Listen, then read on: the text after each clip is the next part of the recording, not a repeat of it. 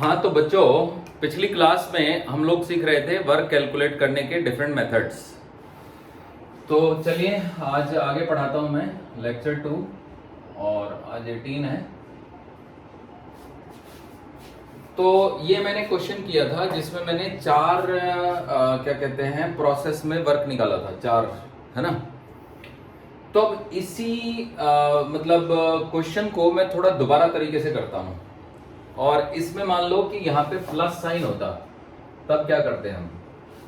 तो देखिए उल्टा ही शुरू करेंगे, पहले 4 नंबर से करेंगे। तो 4 नंबर यही है कि हमें via along y is equal to 1/7 plus x square plus 20 path से वर्क कैलकुलेट करना है। और ये एक पैराबोला है क्योंकि जब y एक तरफ हो एक तरफ स्क्वायर हो तो ये एक पैराबोला होता है। तो क्वेश्चन ये बन गया, work done by variable force का क्वेश्चन है। On a body of mass 5 kg a force F is equal to y I cap plus x j cap Newton is acting and the body goes from position A 1 meter, 3 meter to B 6 meter, 8 meter along y is equal to 1/7 x square plus 20. Calculate work done by F. अब ये मैं साबित कर देता हूँ कि ये जो कर्व है ये इस पे लाई करता है। देखो जब x की वैल्यू 1 है तो y की 3 आनी चाहिए। तो जैसे मैं 1 डालूंगा तो 1 प्लस 20 21, 21/7 3 आ गया। जब x की वैल्यू 6 है तो y की 8 आनी चाहिए। तो 6 डालने पे 6 का स्क्वायर 36, 36, 36 प्लस 20 56, 56 को 7 से डिवाइड करेंगे 8, 8 56। तो कहने का मतलब ये पॉइंट यहाँ पे लाई करता है। पहले जो हमने किया था पिछली क्लास में उसमें यहाँ माइनस साइन था, अब यहाँ प्लस साइन है। तो प्लस कर दिया मैंने यहाँ पे, तो ये प्लस कर दिया मैंने यहाँ पे। अब प्लस करने पे ये x square 2x square by 7 और x स्क्वायर बाई 7 जुड़ जाएंगे और जुड़ के ये 3 बनेंगे, 3x स्क्वायर बाई 7। तो जब यहाँ पे 3 बना तो ये 3 वाली टर्म नहीं आएगी। सही है बच्चों, बाकी सब सेम है क्योंकि 3x स्क्वायर बाई 7 है तो 7 तो बाहर निकाल दिया, तो इसका इंटीग्रेशन हो गया 20x और 3x स्क्वायर का हो गया x क्यूब। अब ध्यान दीजिएगा कि यहाँ पे आपको 21 नहीं लगाना है, 7 ही लगाना है, ओके। और ये प्लस लगाना है। तो 6 का स्क्वायर माइनस 1 का स्क्वायर, तो 6 का क्यूब माइनस 1 का क्यूब। तो दिस इज 20/7 इंटू 5 यानी कि 100/7 एंड दिस इज 215/7। समझ रहे हो बच्चों? 6 का क्यूब हो गया 216 में से गया 1, 215/7। तो 100 प्लस 215 यानी 315/7। So this answer is 315/7। तो कुल मिला के along this path the answer is 315/7। कटेगा ये? आई थिंक तो नहीं कटेगा। 7 चौके 28, बच गए कितने? 35, है ना। हाँ ये तो कट रहा है। तो 7 चौके 28, 45 आ गया आई थिंक, है ना।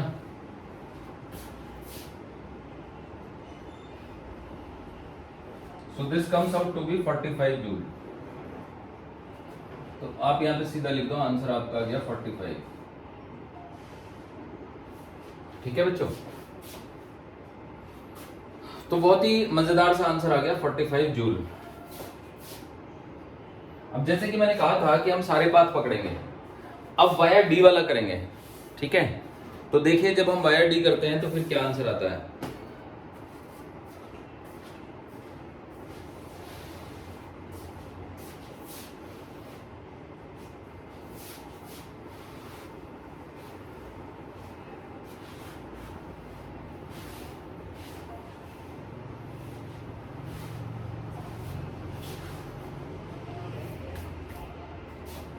वाया डी, अब डी पॉइंट के कोऑर्डिनेट है 1 मीटर, 8 मीटर। अब जैसे कि आपको पता ही है कि W का फॉर्मूला है A to B y dx minus plus x dy। इसको हम तोड़ देंगे और नीचे लिखते हैं, चलो। सो W comes out to be A to D y dx plus x dy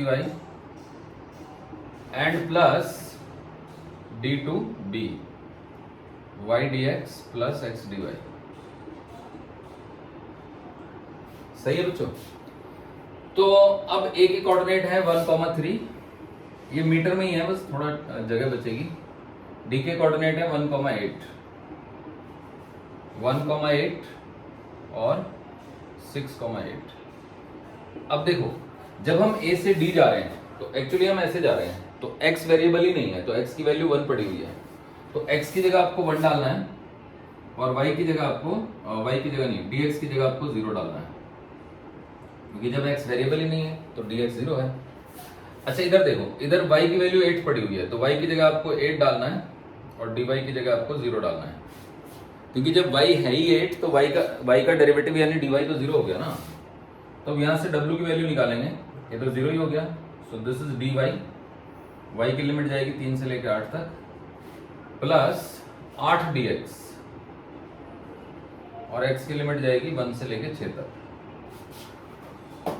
तो ये तो हो गया y, लिमिट आ गई आपकी 3 से लेकर 8 तक, और ये हो गया 8 बाहर, x लिमिट आ गई 1 से लेकर 6 तक। So this is 8 minus 5, no 8 minus 3 which is 5, और दिस इज 8 इंटू में 6 माइनस 1 विच इज अगेन 5, तो 5 प्लस 8 बजे 40, so that is also 45 joule. तो बहुत ही मजेदार तरीके से ये वाला आंसर भी 45 जूल आ गया।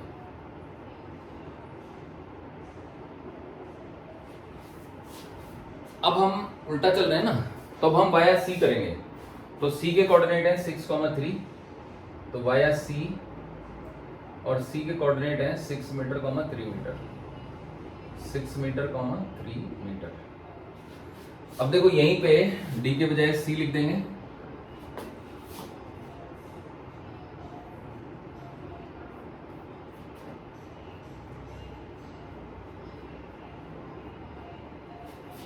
तो जैसे मैं यहां पे सी लिखता हूं, सी है हमारा 6 मीटर 3 मीटर, तो ये सी लिख दिया मैंने 6 मीटर 3 मीटर। नीचे का मिटा देता हूं।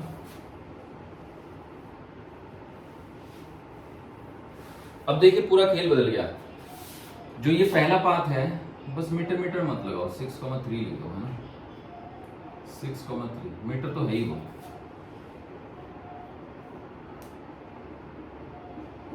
इस पाथ पे y कोऑर्डिनेट 3 है, तो y की जगह 3 डलेगा और dy की जगह 0 डलेगा, तो dy is 0 and y is 3। इसमें x कोऑर्डिनेट 6 है, y कोऑर्डिनेट 3 से 8 तक बदल रहा है, तो x की जगह डालेंगे 6 और dx की जगह डालेंगे 0। तो यहां से जो w की इक्वेशन बनेगी वो बनेगी, ये तो टर्म 0 ही हो गई, 3 dx and the limit of x goes from 1 to 6 plus 6 dy and the limit of y goes from, 6 को इंटीग्रेशन से बाहर भी निकाल सकते हैं, या चलो अंदर ही रख लो, and the limit goes from 3 to 8। तो आप देख सकते हो कि यहीं कर देता हूं, चलो 3 बाहर x and the limit goes from 1 to 6, 6 बाहर y and the limit goes from 3 to 8। So this comes out to be 3 into में 6 माइनस 1 प्लस 6 इंटू में 8 माइनस 3, तो दिस इज 3 इंटू में 5 एंड दिस इज 6 इंटू में 5, 15 plus 30 यानी कि फिर से 45 आ गया। समझ रहे हो बच्चों? तो ये वाला आंसर भी हमारा 45 आ गया। अब रह गया along the line A B, तो देखिए अगला पार्ट करते हैं।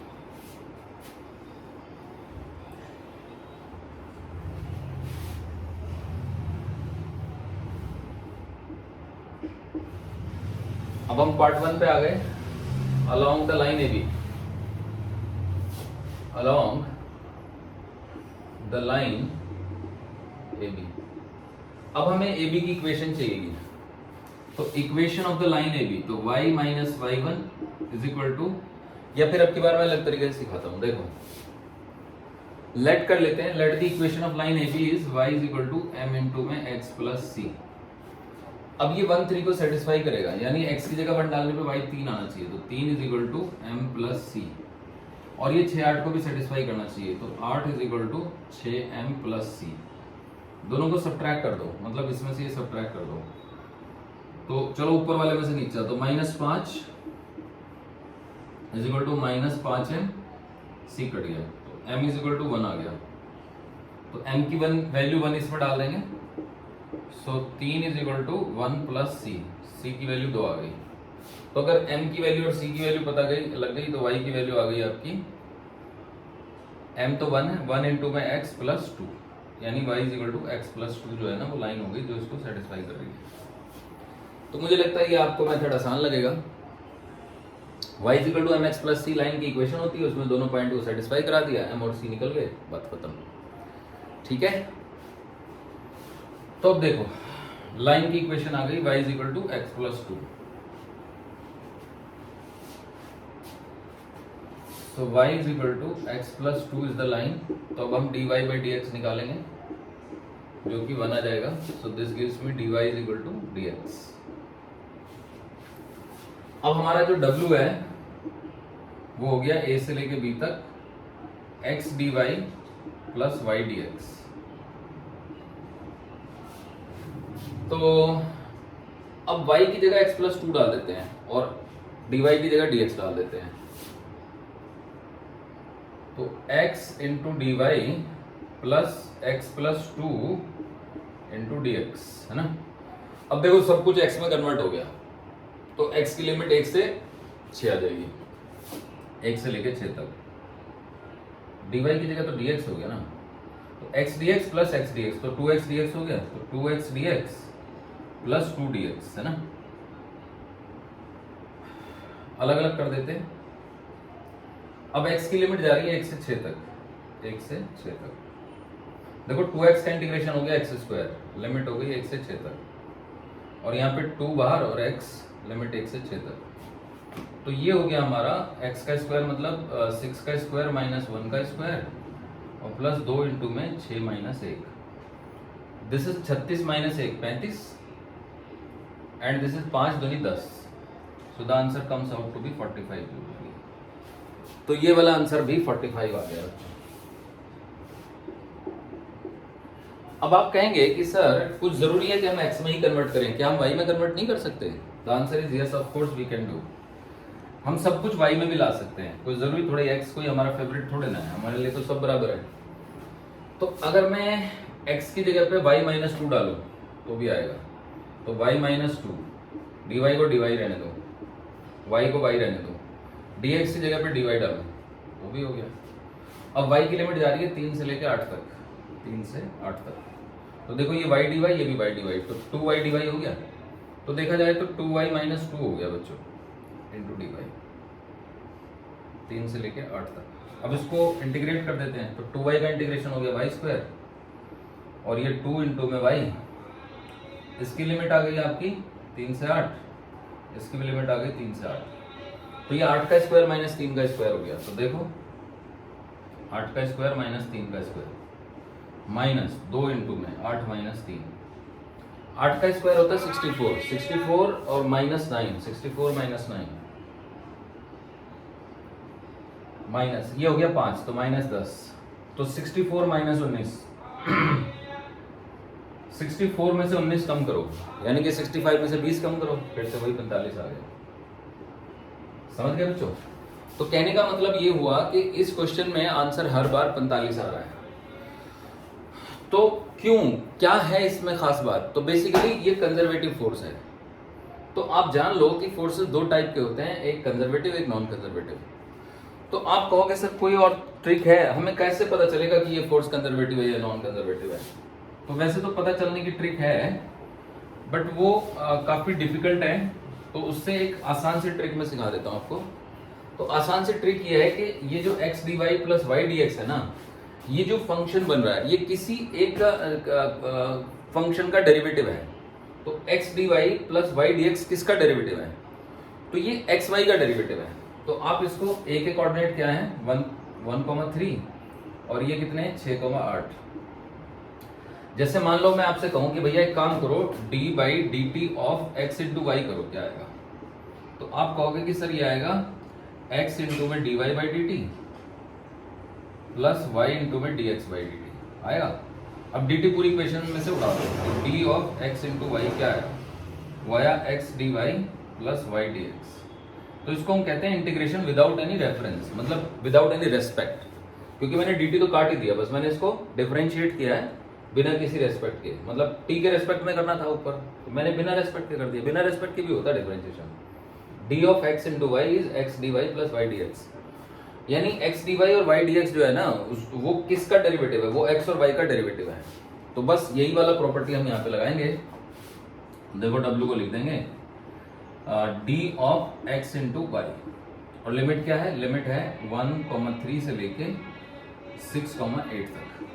अब आप ध्यान से देखो, ये इंटीग्रेशन है डिफरेंशिएशन, डिफरेंशिएशन इंटीग्रेशन का उल्टा है ना, तो इसका मतलब डिफरेंशिएशन करो एक्स वाई का, फिर उसका इंटीग्रेशन करो तो एक्स वाई ही आ जाएगा ना ऑब्वियसली, तो ये एक्स वाई ही आ जाएगा।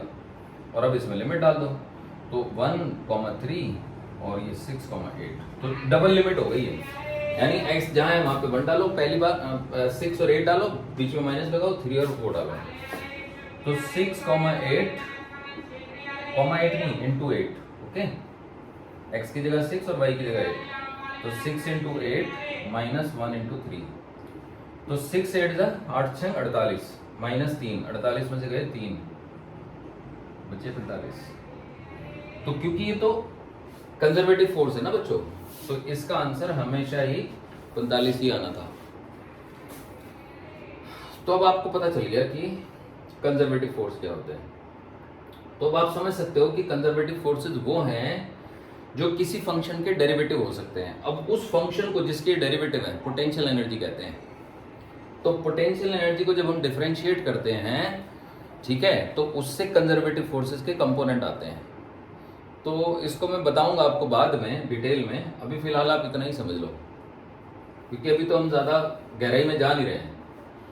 बस इतना जान लो कि मैंने आपसे इसी फोर्स को जब वर्क निकलवाया 4 अलग अलग पाथ से, ए बी लाइन के अलॉन्ग 45 आया, वाया सी 45 आया, वाया डी 45 आया, अलॉन्ग दिस कर्व अगेन 45 आया। और अगर बिना कोई पाथ दिए भी पूछ रहा हूं मैं, मान लो मैं पाथ दूं ही नहीं आपको, मैं कहूँ कि भाई मुझे पाथ देना ही नहीं है, मेरे पास कोई पाथ है ही नहीं, अगर एग्जामिनर कोई पाथ दे ही नहीं तुम्हें, है ना, बस इतना ही कह दे कैलकुलेट वर्क डन। अब तुम अपने आप ही समझ जाओ कि एग्जामिनर ने आपको दिया ही ऐसा फंक्शन है कि जिसमें पाथ की जरूरत ही नहीं पड़ेगी, क्योंकि भैया अगर एग्जामिनर को पता होता है कि इसका वर्क अलग अलग पाथ पे अलग अलग है, तो एग्जामिनर पागल थोड़े ना, एग्जामिनर तो ज्यादा होशियार है, तो ही नोज कि अलग अलग पाथ पे अलग अलग वर्क पड़ेगा, तो वो पाथ पहले देगा। पाथ दे ही नहीं रखा तो इसका मतलब ही ऑलरेडी नो दैट कि आप कोई भी पाथ से ले जाओ वर्क यही आएगा।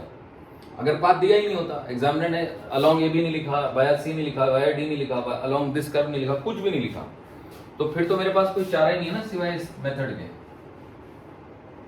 समझ रहे हो बच्चों, क्योंकि एग्जामिनर आपसे यही कहना चाह रहा है कि भैया देखो बात ऐसी है कि इसका जो वर्क है वो पाथ पे डिपेंड ही नहीं करता है, तो फिर हम इसको ऐसे लिखेंगे और डी ऑफ एक्स वाई को, है ना, X into D Y plus Y into D X को derivative of X into Y लिख लेंगे और ये आ जाएगा हमारा आंसर।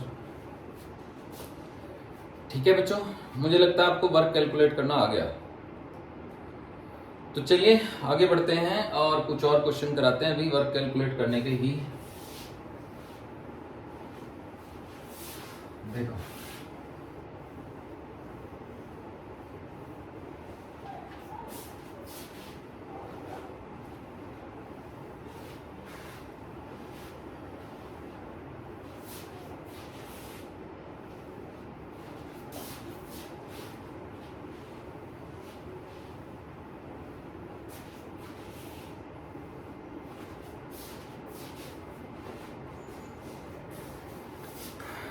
तो चलिए आगे बढ़ते हैं, समझते हैं बात को। तो ये एक क्वेश्चन है जी, ये एक पेंडुलम है हमारा, ये स्मॉल बॉब है, स्मॉल स्फीयर है ना, जिसका नाम बॉब रखते हैं हम लोग, है ना। तो ये रस्सी है जिसकी लंबाई L है या R मान लेता हूं मैं, है ना, length of the string is R। तो हमने क्या किया है कि इसमें एक कांस्टेंट फोर्स F लगाया है और उसके चलते ये रस्सी ऐसे हो गई है, बॉब यहां तक आ गया है। तो by applying a constant horizontal force F the bob is moved from position A to position B। Okay, तो यहां पे मैं लिख देता हूं, in the situation shown in figure, the bob is moved from position A to position B by applying a constant horizontal force F। समझ रहे हो बच्चों, हमने इस पे एक कांस्टेंट हॉरिजॉन्टल फोर्स F लगाया है जिससे ये A से B चला गया है। अब F की क्या वैल्यू है, क्या ये वहां पे जाके मोशन में है या नहीं, ये मैं डिस्कस नहीं कर रहे हैं। बस हमें इतना ही स्टडी करना है कि देखो एक कांस्टेंट हॉरिजॉन्टल फोर्स लगा के हम इसको यहाँ से यहाँ तक ले गए। कैलकुलेट क्या करना है, कैलकुलेट पार्ट 1 है वर्क डन बाय F और पार्ट 2 है वर्क डन बाय ग्रेविटी।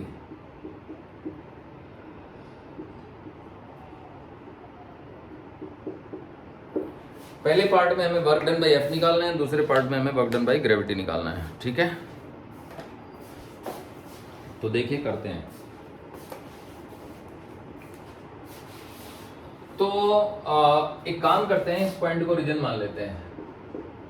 तो if I take this to be origin, है ना, and this to be the x axis, okay, and this to be the y axis.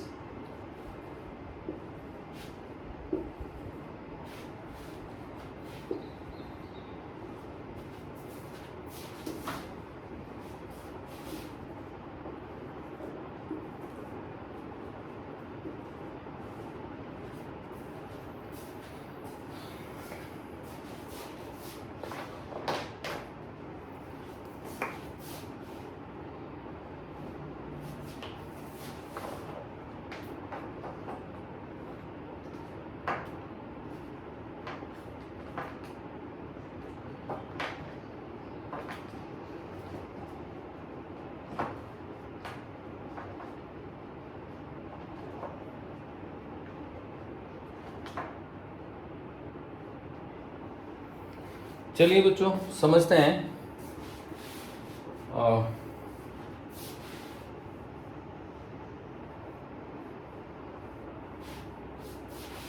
ये हमारी x axis हो गई और ये वाई एक्सिस हो गई और ये ओरिजिन हो गया। अब इस पॉइंट के कोऑर्डिनेट क्या हुए, ए के और बी के क्या हुए। तो ए के कोऑर्डिनेट देखो, ए तो वाई एक्सिस पे आ गया ना, तो एक्स कोऑर्डिनेट तो 0 हो जाएगा। अब क्योंकि पॉजिटिव वाई एक्सिस तो ऊपर गया तो वाई कोऑर्डिनेट -r हो गया। तो क्योंकि छोटा स्फीयर है तो इसका स्फीयर का जो साइज है वो नेग्लिजिबल मान लिया जाएगा। ठीक है, तो बी के देखो, तो बी के लिए ये जो लेंथ है ये अगर r है तो ये वाली लंबाई हो जाएगी r sin थीटा। समझ रहे हो बच्चों, और ये हो जाएगी r cos थीटा। इसका नाम c रख लेते हैं, इसका O है। तो O से C तक की डिस्टेंस r cos थीटा है, C से B तक की डिस्टेंस r sin थीटा है। तो y कोऑर्डिनेट तो हुआ -r cos थीटा और x कोऑर्डिनेट हुआ +r sin थीटा। तो r sin theta comma minus का r cos थीटा, ये हो गया बच्चों इसके कोऑर्डिनेट्स।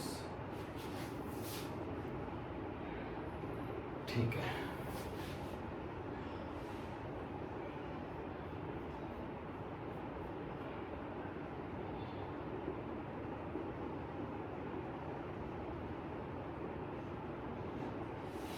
ये कोऑर्डिनेट हो गए जिसके। अब देखिएगा हमें निकालना है वर्क डन बाय F। तो ये सॉल्यूशन है, तो हमने force F as a vector को लिख दिया F i कैप, क्योंकि फोर्स एक्स एक्सिस के अलॉन्ग लग रहा है, मैग्नीट्यूड उसका कांस्टेंट है तो हम उसको लिख ही सकते हैं F i कैप। तो जो हमारा dw का फॉर्मूला है वो क्या है, fx dx plus fy dy। वैसे तो dz भी है इसमें पर fz है ही नहीं कहीं। ठीक है, हमारा पार्टिकल ही xy प्लेन में चल रहा है, तो fy भी तो 0 ही है और fx जो है वो f है। समझ रहे हो बच्चों, तो जो dw बन गया वो बन गया f dx। अब अगर w निकालना है तो इंटीग्रेशन f dx। अब F जो है ना वो कांस्टेंट है मैग्नीट्यूड में, this is a constant force, समझ रहे हो बच्चों। तो अब इसको मैं इंटीग्रेशन से बाहर निकाल दूंगा और मैं x कोऑर्डिनेट देखूंगा कहां से कहां तक जा रहा है। तो ये जा रहा है 0 से लेके r sin थीटा तक। तो F इंटीग्रेशन से बाहर आ गया, x dx का इंटीग्रेशन x 0 से r sin थीटा। तो यहां से W की वैल्यू आ गई F इंटू में r sin थीटा माइनस 0, यानी कि देखा जाए तो W की वैल्यू आ गई F r sin थीटा। तो आप कहोगे सर ये तो सिंपल था, हॉरिजॉन्टल फोर्स है तो हॉरिजॉन्टल फोर्स का work is equal to horizontal force into horizontal displacement. Actually particle को अगर मैं ये देखूं कि A से C आना तो वर्टिकल डिस्प्लेसमेंट उसका इतना होगा, और C से B जाना तो हॉरिजॉन्टल डिस्प्लेसमेंट उसका r sin थीटा होगा। मतलब देखा जाए तो उसका डिस्प्लेसमेंट AB वेक्टर है, तो AB वेक्टर के दो कंपोनेंट हो जाएंगे, एक हॉरिजॉन्टल जो कि r sin थीटा होगा, एक वर्टिकल जो कि CA होगा, एक्चुअली वो r minus r cos theta होगा। तो अब आप कहेंगे सर ये तो लॉजिक सीधा था कि work done by horizontal force is equal to horizontal force into horizontal displacement. तो आंसर तो ठीक है आपका, लॉजिक भी ठीक है, लेकिन ये कहीं कहीं के पे फेल होगा। कहाँ पे फेल होगा, मतलब फेल कहीं कहीं पे नहीं होगा, वो तब फेल होगा जब फोर्स हॉरिजॉन्टल नहीं रहेगा। तो ये आप इसको रट नहीं सकते, क्योंकि हर बार एग्जामिनर आपको हॉरिजॉन्टल फोर्स थोड़ा ना देगा। अभी तो एग्जामिनर ने हॉरिजॉन्टल फोर्स दे दिया और आपने निकाल दिया, बट हर बार ही थोड़ा ना होगा ऐसा। क्या पता हॉरिजॉन्टल फोर्स जो है ना एग्जामिनर फोर्स की डायरेक्शन बदल दे। तो मतलब इस क्वेश्चन के लिए मेथड ओके है कि हॉरिजॉन्टल फोर्स का work is equal to horizontal force into horizontal displacement, that is okay. चलिए अब इसका दूसरा पार्ट करते हैं, जो है आपका वर्क डन बाय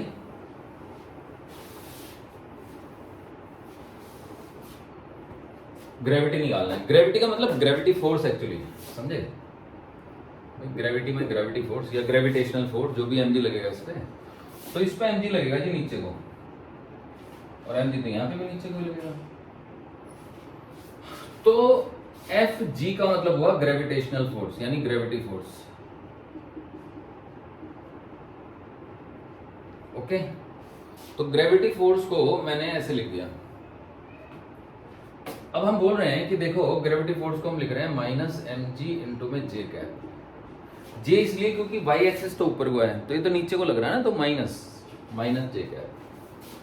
तो अब dw ग्रेविटी है ना, dw ग्रेविटी हो गया हमारा माइनस, मतलब वही हो जाएगा ना fx i कैप है ना, w का ही ले लेते हैं ना, हमारे पास सीधा ही फॉर्मूला है। w gravity is equal to fx dx plus fy dy integration a to b। बात ऐसी है कि fx तो जीरो ही है ना, ग्रेविटी में कोई हॉरिजॉन्टल फोर्स थोड़े ना लगेगा, fy ही लगेगा, और fy की वैल्यू माइनस mg है। So this comes out to be gravity का work is equal to integration minus mg into dy। अब जब आप यहाँ पे dy देख रहे हैं तो आप y की लिमिट देखेंगे, तो y की लिमिट माइनस r है यहाँ पे और माइनस r cos थीटा है यहाँ पे, तो माइनस r से लेके और माइनस r cos थीटा तक। तो माइनस mg निकाल दिया बाहर, y बच गया, लिमिट लग गई माइनस r से माइनस r cos थीटा तक, वैल्यू डाल दो। तो जी ये माइनस mg तो है ही बाहर, माइनस r cos थीटा और माइनस ऑफ माइनस r मतलब प्लस r, ठीक है। तो देखो अगर मैं इसमें से r कॉमन लो तो ये 1 माइनस cos थीटा बनेगा। तो जो आंसर आ रहा है वो आ रहा है minus mgr into 1 minus cos theta. ये w ग्रेविटी हो गया।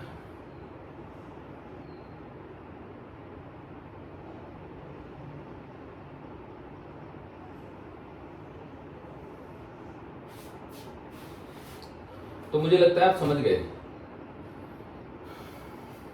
थोड़ा ऊपर लिख देता हूं। The final answer comes out to be w gravity is equal to minus mgr into 1 minus cos theta. ये फाइनल आंसर हमारा आया है। अब इसमें भी आप कहोगे कि सर इसको भी हम डायरेक्ट कर सकते थे, क्योंकि ये जो डिस्प्लेसमेंट है ना, इस डिस्प्लेसमेंट की वैल्यू है r common 1 minus cos theta. अब देखो जो ग्रेविटी का फोर्स लग रहा है वो नीचे को लग रहा है और जा ये ऊपर को रहा है, तो जब ये a से b जा रहा है तो अल्टीमेटली ये a से मतलब वर्टिकल डिस्प्लेसमेंट इसका इतना है। मतलब आप ऐसे समझ लो कि हम इसको ए से सी लाए और फिर सी से बी लाए, तो जब हम ए से सी लाएंगे तो ग्रेविटी वर्क करेगी, जब हम सी से बी लाएंगे तो एफ वर्क करेगा, क्योंकि जब हम ए से सी ला रहे हैं तो एफ का कोई वर्क नहीं है, क्योंकि एफ तो परपेंडिकुलर लग रहा है उसके। तो ग्रेविटी का वर्क ए से सी तक ही होगा, सी से बी में ग्रेविटी का कोई वर्क नहीं होगा क्योंकि हॉरिजॉन्टल चल रहा है। तो जब हम ए से सी लाएंगे, क्योंकि ग्रेविटी भी एक कंजर्वेटिव फोर्स है तो वो पाथ से इंडिपेंडेंट है, या तो आप उसको ऐसे करके लाओ या फिर ए से सी लाओ फिर सी से बी लाओ, वर्क सेम ही रहेगा। तो सी से बी में कोई वर्क नहीं हुआ, तो ए से सी तक में जो वर्क होगा वो हो जाएगा mg, नीचे को है डिस्प्लेसमेंट ऊपर को है, तो माइनस का mg इंटू में डिस्प्लेसमेंट। अब आप कहोगे सर अगर ग्रेविटी किसी और दिशा में लगने लगेगा तो बात ऐसी है बच्चों, ग्रेविटी किसी और दिशा में कैसे लगने लगेगा, नहीं लग सकता। तो इसलिए ये जो मेथड है ना कि work done by gravity is equal to vertical, मतलब ग्रेविटी इनटू वर्टिकल डिस्प्लेसमेंट, ये हमेशा ही वैलिड है, समझे। तो जब भी आपको ग्रेविटी का वर्क निकालना हो तो उसका एक बहुत ही शॉर्टकट मेथड अब अपने पास आ गया है, और वो है work done by gravity is equal to, है ना, ग्रेविटी फोर्स यानी कि mg माइनस का mg इनटू वर्टिकल डिस्प्लेसमेंट।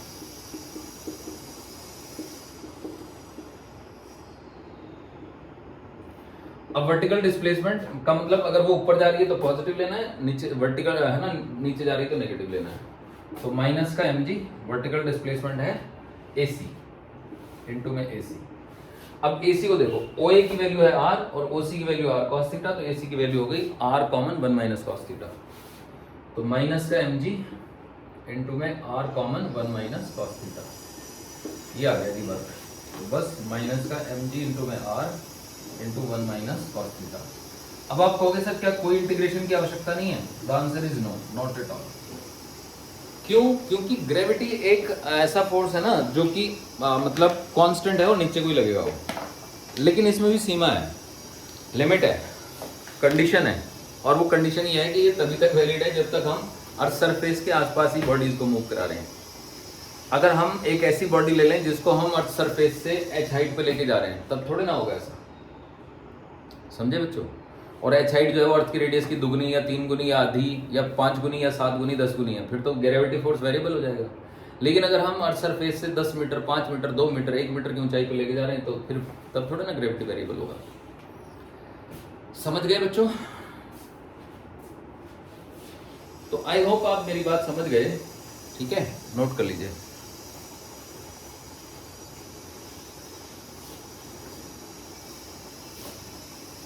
तो चलिए अब आगे बढ़ते हैं और इस क्वेश्चन को थोड़ा बदलते हैं। देखो यहां पे फोर्स हॉरिजॉन्टल था, मान लो कि ये फोर्स हॉरिजॉन्टल नहीं है, बल्कि जब ये पार्टिकल यहां होगा ना, ये फोर्स हमेशा टेंजेंट के अलोंग है, अलोंग द टेंजेंट, मतलब फोर्स यहां पे जो है ना ऐसे है, the force is always along the tangent to the curve AB। In the situation shown in figure, the bob is moved from position A to position B by applying a constant force F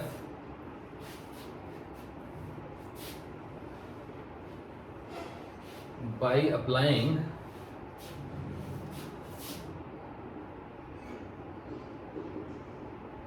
a constant force F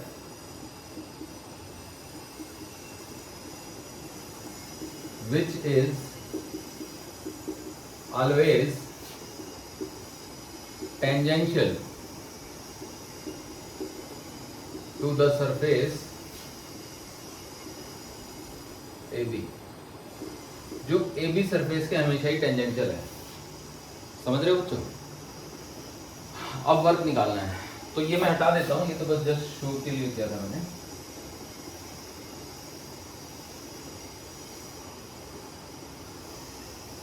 तो अगर ऐसे case में मुझे calculation करनी है, work done bye F निकालना है, तो उसके लिए मेरे पास एक दूसरी तरीका है, सॉल्यूशन। जो dw है ना, उसका जो फॉर्मूला था वो F.dl था, याद है बच्चों?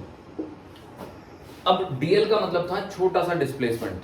छोटे से डिस्प्लेसमेंट का मतलब था कि मान लो यहां पे एक पॉइंट P ले लेता हूं मैं, है ना,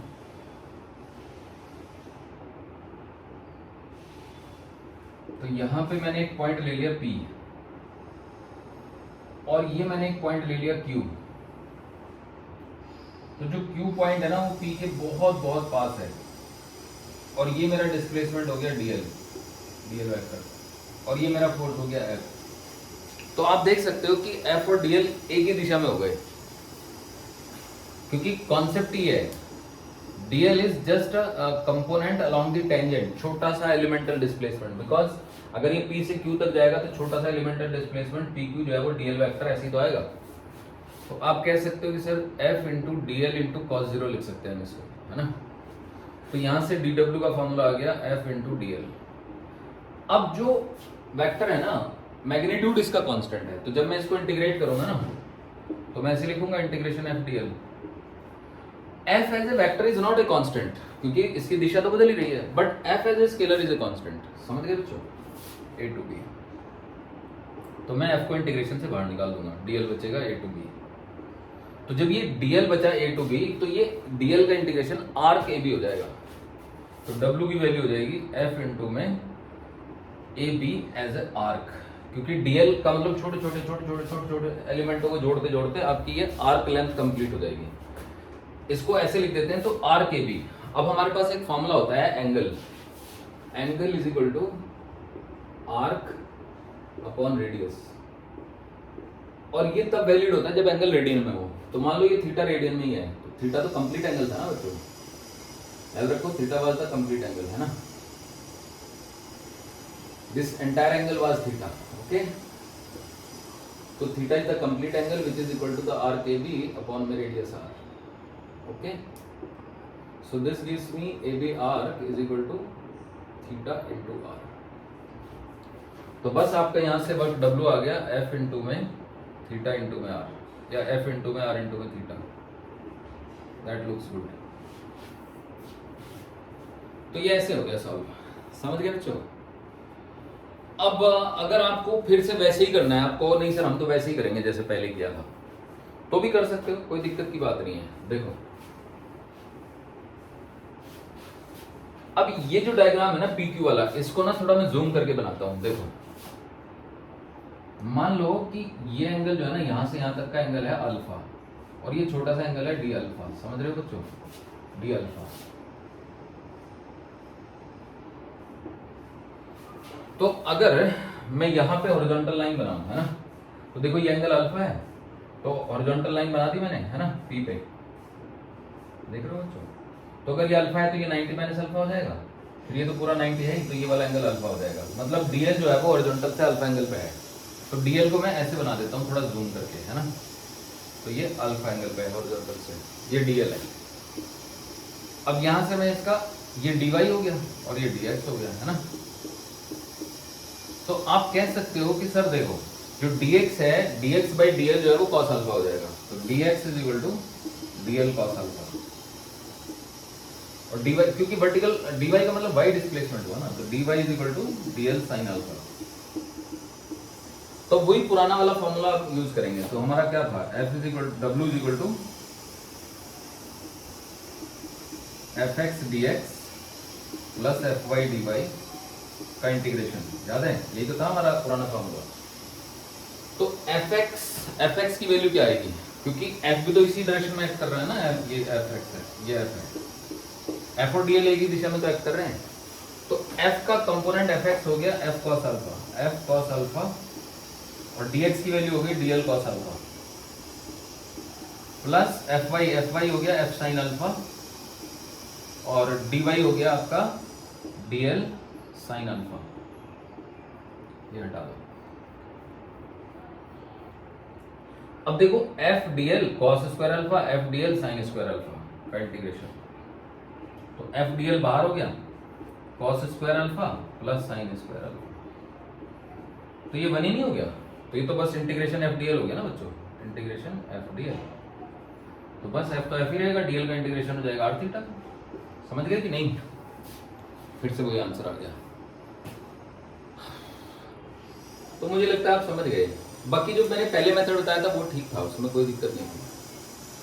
that was okay and that was a good method. अब देखो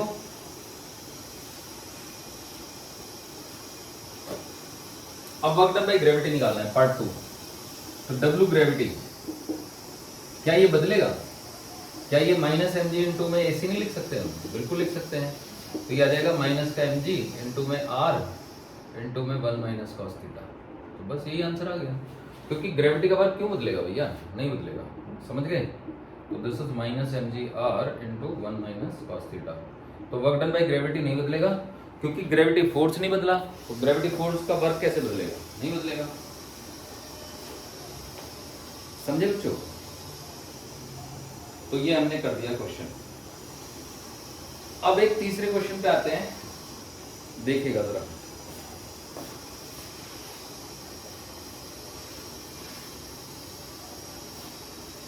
तो अब की बार मान लो फोर्स F है तो constant in magnitude which is always tangential to the surface AB की बजाय वो always directed toward the point B है, ऑलवेज डायरेक्टेड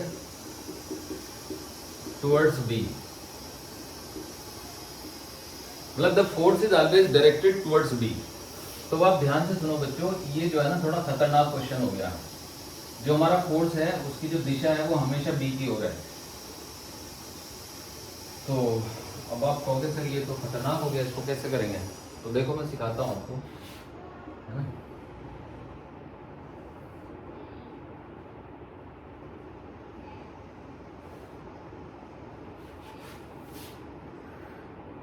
ठीक है जी,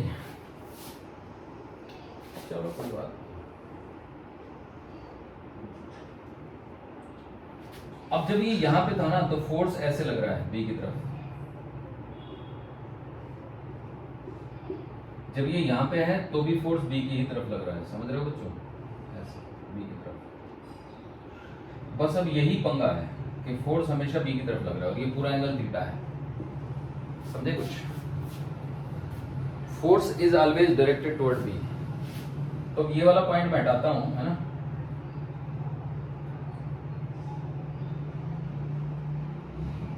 ये A है, ये B है और ये P है, P। तो P पे जो फोर्स है ना वो PB के अलोंग लग रहा है और डिस्प्लेसमेंट जो है ना वो ऐसा आएगा, देख रहे हैं ऐसे। ये Q हो गया, PQ।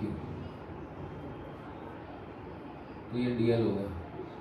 तो अब आप देख सकते हो कि F और DL के बीच में कुछ एंगल बनेगा, समझ रहे हो बच्चों? थोड़ा और बनाता हूं मैं इसको, है ना।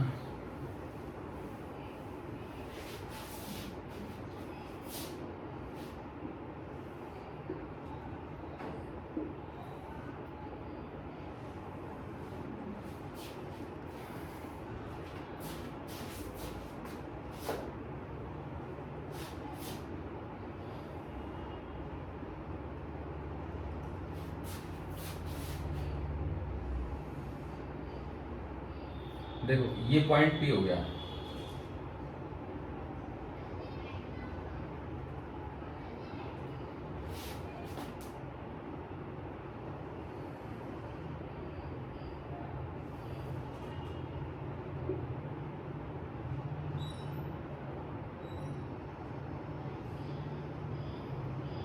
ये B की तरफ फोर्स हो गया, ठीक है बच्चों। ये DL हो गया।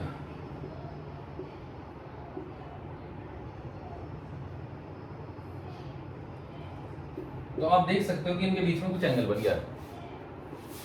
तो अब मैं क्या कर रहा हूं ना कि मैं इस एंगल का नाम लिख रहा हूं अल्फा और ये पूरा एंगल तो थीटा ही है, याद है ना।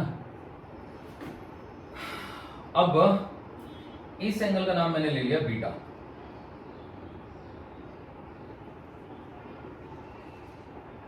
ठीक, तो काफी सारे पंगे हो गए, मतलब 3 एंगल बन गए क्योंकि F के और DL के बीच में जो एंगल है ना ये DL है, समझ रहे हो बच्चों? वो बीटा है। तो the angle between F and DL is beta. Angle between F and DL is beta. तो अब अगर मुझे P से Q तक ले जाने का वर्क निकालना है, work done by F in carrying the bob from P to Q। ये बॉब है, बॉब है ना। Work done by F in carrying the bob from P to Q, है ना। P से Q तक बॉब P से Q तक ले जाने में इसको कितना वर्क करेगा वो हमें कैलकुलेट करना है, ठीक है बच्चों। तो देखो फिर कितना वर्क करेगा P से Q तक ले जाने में। So it is dW which is equal to F into dl, F dot dl obviously, and F dot dl will come out to be F into dl into में cos beta. ठीक है, done है। तो आप कहोगे हाँ sir done है, कोई दिक्कत नहीं है। नाउ लिसन, ये वाला एंगल चाहिए मुझे कितना है, तो this angle will be 90 degree minus beta, और ये वाला एंगल देख रहे हो, ये पीबी जो एंगल है ये भी 90 डिग्री माइनस बीटा होगा। क्यों? क्योंकि ये एंगल और ये एंगल तो बराबर होंगे ना भैया। एक आइसोसेलेस ट्रायंगल है ना, आइसोसेलेस ट्रायंगल के दोनों साइडें बराबर हैं तो एंगल भी बराबर होंगे। और फिर ये वाला angle, this angle is theta minus alpha, so theta minus alpha. तो अब ये प्लस ये इन तीनों का सम तो 180 डिग्री आ जाएगा ना। So this gives me theta minus alpha plus 90 degree minus beta and plus 90 degree minus beta is equal to 180 degree.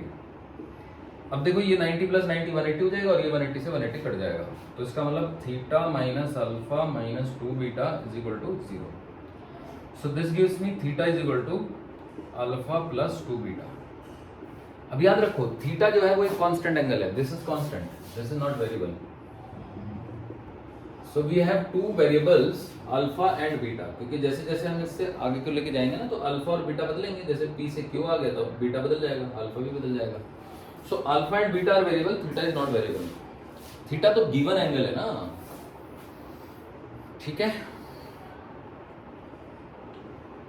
Theta तो वो एंगल है जितने एंगल तक आपको लेके जाना है। मान लो 60 डिग्री लेके जाना है, 90 डिग्री लेके जाना है, 120 डिग्री लेके जाना है, वो थीटा तो एग्जामिनर ने किया हुआ एंगल है। तो given angle is not a variable angle, ठीक है।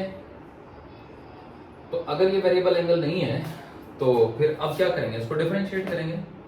तो d alpha plus 2d beta is equal to d theta which is 0। तो ये आ गया। अब मेरे पास दो चॉइस हैं, या तो मैं सारे एंगल जो है वो बीटा की टर्म में लाऊं, या फिर मैं सारे एंगल जो है वो अल्फा की टर्म में लाऊं। तो क्योंकि यहाँ पे कॉस बीटा है तो मैं बीटा की टर्म में ले आऊंगा। अब देखो ये जो dl है ना, इस dl का हमें रिलेशन ढूंढना पड़ेगा। तो उसके लिए मैं यहाँ पे डायग्राम बनाता हूँ, ठीक है। कहाँ पे बनाऊं, चलो यहीं बनाता हूँ। देखो थोड़ी देर के लिए इस एंगल को भूल जाओ आप और इस Q को यहाँ से ज्वाइन करो, क्या? तो ये एंगल बन गया आपका d अल्फा, क्योंकि अल्फा से बड़ा एंगल हो गया d अल्फा। अब PQ की लंबाई dl है, तो आप कह सकते हो देखो sir d alpha is equal to dl upon में r। ये एंगल हो गया जो कि रेडियन में d alpha, angle is equal to r upon radius. तो यहाँ पे ये जो dl है इसकी जगह पे आप r d अल्फा रख सकते हो। So this comes out to be f into में r इंटू में cos बीटा इंटू में d अल्फा। तो ये समस्या थी, इसीलिए हमने अल्फा और बीटा में रिलेशन ढूंढा, क्योंकि बीटा भी वेरिएबल है अल्फा भी वेरिएबल है। तो या तो आप सब कुछ बीटा में लाओगे या सब कुछ अल्फा में लाओगे। तो ये तब तक नहीं होगा जब तक आप अल्फा और बीटा के बीच में रिलेशन ना ढूंढो। तो जैसे कि मैं कह रहा था कि यहाँ पे कॉस बीटा है तो मैं डी अल्फा की value -2 cos D beta put कर दूंगा। तो अब देखो यहीं पे लिख देता हूँ। तो this gives me D alpha is equal to minus twice of D beta. D alpha की जगह ट्वाइस ऑफ डी बीटा डाल देते हैं, समझे बच्चों? यहाँ पे लिख देता हूँ theta is equal to alpha plus 2 beta and which gives me D alpha is equal to minus twice of D beta. ये वाला रिलेशन यूज कर रहे हैं। तो डी डब्ल्यू हमारा कितना आ गया, एफ इंटू आर इंटू में कॉस बीटा इंटू में D alpha is -2 D beta. अब देखो एफ भी कांस्टेंट आर भी कांस्टेंट 2 भी कांस्टेंट, तो यहाँ से अगर मुझे डब्ल्यू चाहिए तो वो 2FR हो गया इंटीग्रेशन कॉस बीटा हो गया और डी बीटा हो गया, माइनस भी आ गया। अब बीटा की लिमिट देखनी पड़ेगी हमको। तो देखिए ये रिलेशनशिप है। तो शुरू में आप थीटा को 0 डालेंगे, नो थीटा को 0 नहीं, अल्फा को 0 डालेंगे।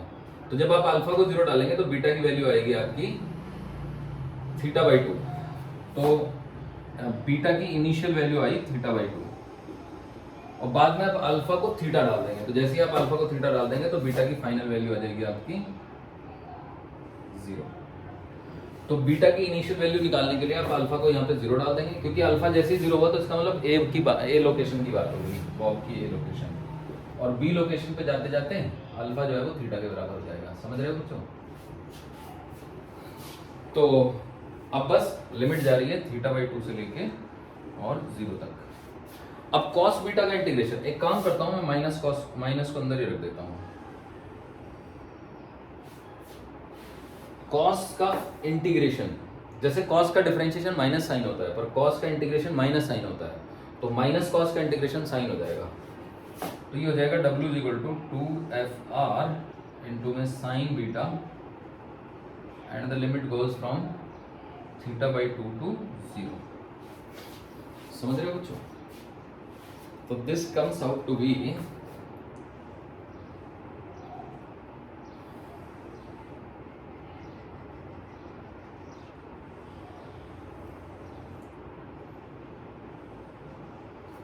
Alpha plus 2 beta is equal to theta sine 0 minus sine θ/2।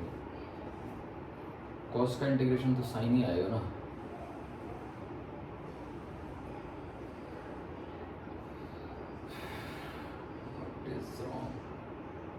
Okay, initial angle beta की इनिशियल वैल्यू होगी, अल्फा को 0 डाल के निकलेगी, बीटा की फाइनल वैल्यू 0 होगी। कॉस का इंटीग्रेशन, कॉस का इंटीग्रेशन साइन ही होता है बच्चों, so minus will remain here, this is minus. Cos का इंटीग्रेशन माइनस साइन ही होता, साइन ही रहता है, ठीक है।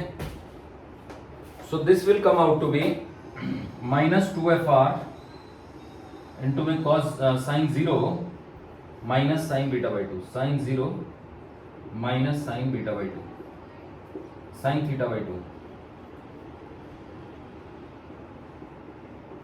अब आप देख सकते हैं कि ये माइनस माइनस प्लस हो गया, तो जो फाइनल आंसर आया हमारा वो आया W = 2FR sine θ/2। This is the work done. समझ रहे हो बच्चों? तो आप देख सकते हो कि काफी कठिन क्वेश्चन है ये, लेकिन इस क्वेश्चन की एक शॉर्टकट ट्रिक भी है मेरे पास, ठीक है। तो वो मैं बताऊंगा, उससे पहले मैं ग्रेविटी का वर्क बता देता हूं।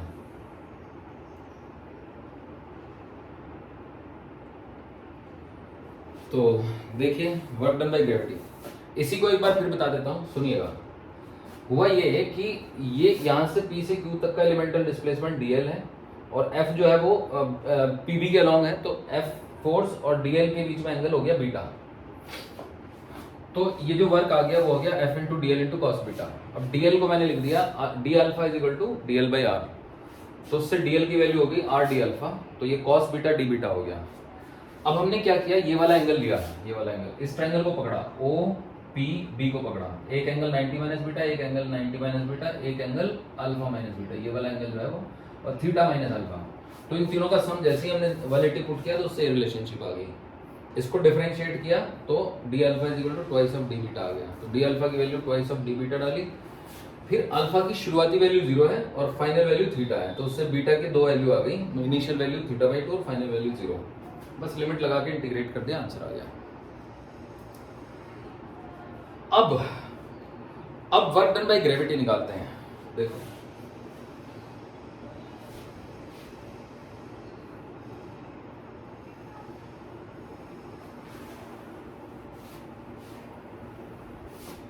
तो जब हम वर्क डन बाय ग्रेविटी निकालेंगे, W ग्रेविटी, तो आएगा माइनस का mg इनटू में वर्टिकल डिस्प्लेसमेंट, है ना, यही तो फॉर्मूला है।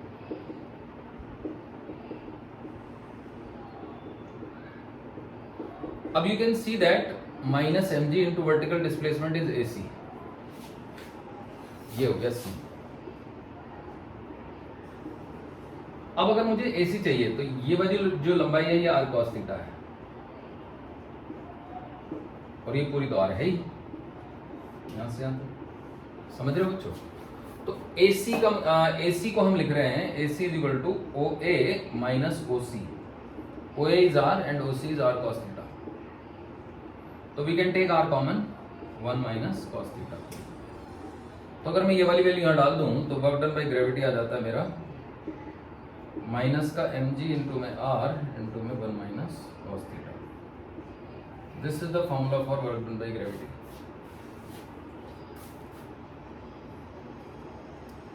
तो अब आप कहेंगे कि सर इसका शॉर्टकट मेथड आप बता रहे थे, तो देखो शॉर्टकट मेथड मैं बताता हूं इसका। तो शॉर्टकट मेथड ये है कि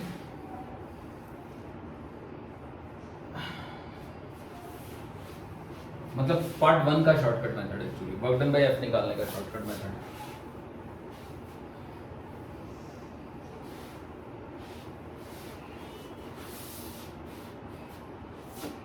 ठीक है, अब ये क्वेश्चन भी हटा देता हूं, जगह की जरूरत पड़ेगी।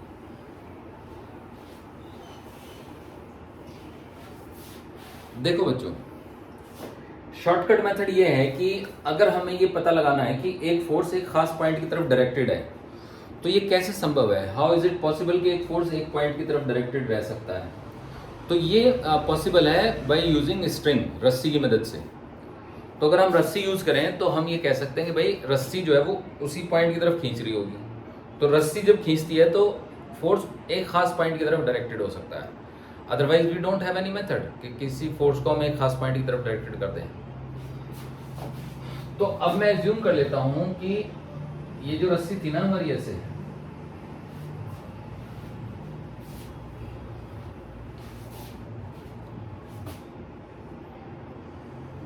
ये बॉब था ऐसे, है ना, ये पोजीशन थी इसकी बी।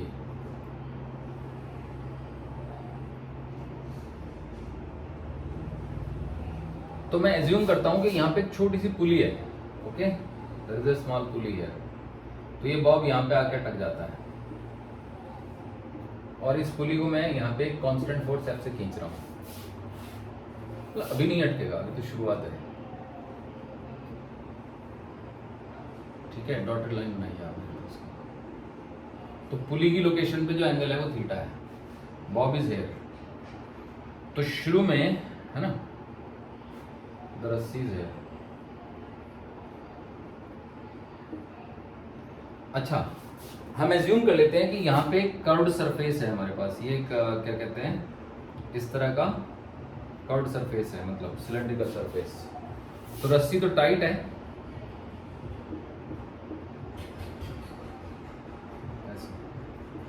समझ रहे हो बच्चों। अब क्योंकि अगर ये कर्व सरफेस है तो बॉब को तो सरफेस के अलावा लुढ़कते हुए जाना है ना, जाएगा तो लुढ़कते हुए।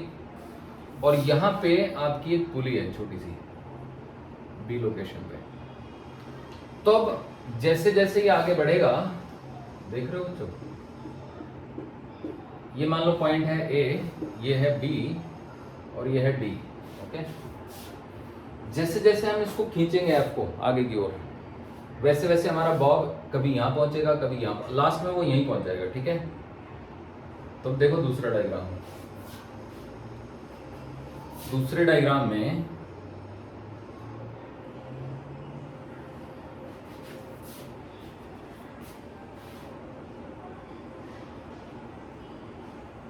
ये बॉब यहीं पहुंच चुका है, ओके।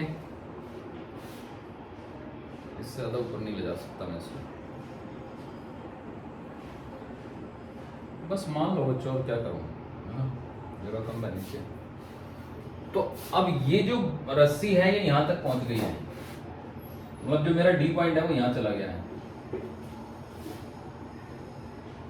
तो डी पॉइंट का डिस्प्लेसमेंट ऐसे हो गया है, डिस्प्लेसमेंट ऑफ पॉइंट डी। ये पुली है, समझ रहे हैं। तो मुझे ये पता लगाना है कि डी पॉइंट, जिस पॉइंट पे मैं फोर्स लगा रहा था वो डी था, तो उसका डिस्प्लेसमेंट कितना है। तो मान लो कि ये डिस्टेंस डी है ना, तो रस्सी की जो लंबाई थी वो डी प्लस इतनी थी, ये तो अभी भी डी है ना, समझ रहे हो कि नहीं। तो ये रस्सी की लंबाई है, रस्सी जो है ना ए से लेके और डी तक थी। ये वाली लेंथ ढूंढनी पड़ेगी ना अब मुझे, ये लेंथ ए से बी तक की। तो अब इसके लिए देखो मैं क्या ट्रिक लगा रहा हूँ, ये एंगल मेरा थीटा है तो मैं एंगल बाइसेक्टर बना देता हूँ। तो जो एंगल का बाइसेक्टर होता है ना बच्चों, तो वो इस एंगल को दो बराबर हिस्सों में काटेगा। लेकिन ये आइसोसेलेस ट्रायंगल था, तो आइसोसेलेस ट्रायंगल का जो एंगल बाइसेक्टर होता है ना वो बेस पे परपेंडिकुलर होता है। तो अगर ये लेंथ आर है ना, तो इस पॉइंट का नाम अगर मैं सी रख दूं, तो जो ए से सी तक की डिस्टेंस है, तो ए सी को अगर मैं ओ ए से डिवाइड करूं, है ना, तो साइन थीटा बाई 2 आएगा। ओ ए तो आर है, तो ए सी की वैल्यू होगी आपकी आर साइन थीटा बाई 2। तो यहां से सी बी की वैल्यू वो भी आर साइन थीटा बाई 2 होगी, क्योंकि सी बी, ये बी है सी बी, तो सी बी और ए सी बराबर होंगे, क्योंकि एक आइसोसेलेस ट्रायंगल है ना ओ ए बी। तो ए बी की जो वैल्यू हो जाएगी वो आ जाएगी 2r साइन थीटा बाई 2। तो यानी पहले जो रस्सी की जो टोटल लेंथ है ना बच्चों L, वो है A B plus B D. B D तो डी है, मतलब एक तरीके से 2r sine theta by 2 plus D है। अब ये तो डी है ही, तो इसका मतलब S की value 2r sine theta by 2 नहीं हुई, क्योंकि अभी तो रस्सी की ये तो यहाँ आ गया ना बच्चों, समझे, बॉब तो यहाँ आ गया। हालांकि इसको पॉइंट को बी रख लेते हैं, ठीक है, लोकेशन है बी तो, क्योंकि जो रस्सी की टोटल लंबाई थी वो थी ए बी प्लस डी, यानी कि 2r sine theta by 2 plus D. अब यहाँ पे भी तो टोटल लंबाई 2r sine theta by 2 plus D रहेगी। अब डी तो ये है यहाँ तक, तो ये s जो है ना वो 2r साइन थीटा बाई 2 नहीं हो गया।